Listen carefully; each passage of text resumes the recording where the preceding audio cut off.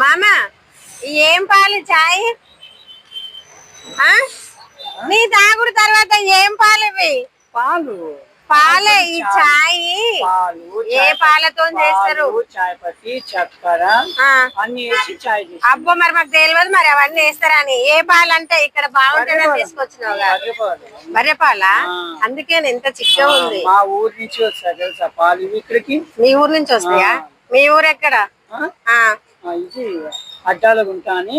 అడ్డాలగుంట అదెక్కడే? అదే ఇక్కడ పక్కనే ఉంటాయి, మీకు ఎవరికి తెలియదు మా ఊరు. అవునా? నువ్వు వచ్చినా కానీ మర్చిపోయినావు ఆ రోజు.